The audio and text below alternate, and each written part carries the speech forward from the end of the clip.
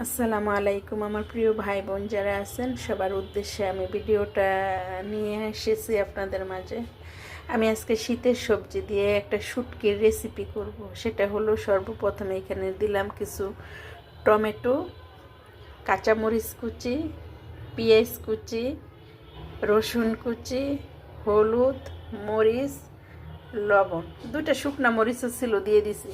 এখন ওইটা শুটকিগুলো সুন্দর করে ধুয়ে কেটে ভেজে নিয়েছি।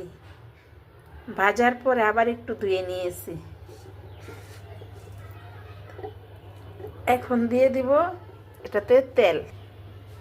তেলটা বেশি দেওয়া যাবে না, অনেকে তেল ছাড়া রান্না করে, বেশি দিলে ভালো লাগবে না।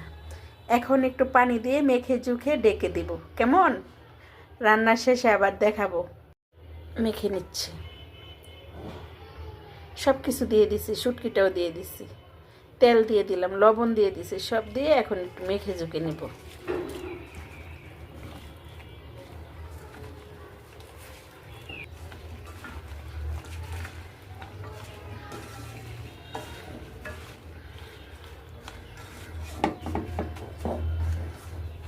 এখন একটু পানি দিয়ে দিব। কেমন?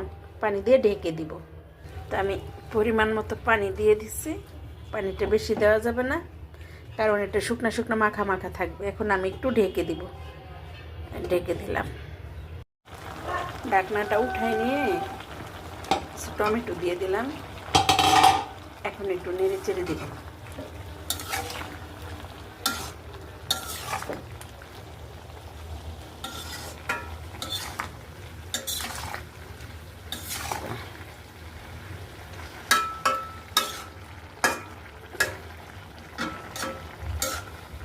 আর একটু ঢেকে দিব। আর একটু ঢেকে দেওয়ার পরে তরকারিটা হয়ে যাবে। আমার তরকারিটা আলহামদুলিল্লাহ হয়ে গেছে।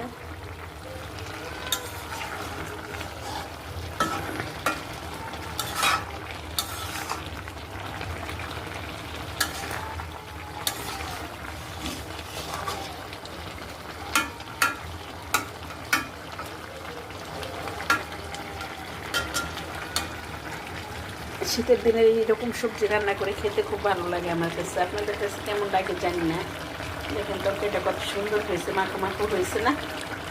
তো যাই হোক বন্ধুগণ, আজকে আমি ভিডিওটা এখানেই ক্লোজ করবো। আপনারা সবাই ভালো থাকবেন, সুন্দর থাকবেন, সুস্থ থাকবেন। আল্লাহ হাফেজ।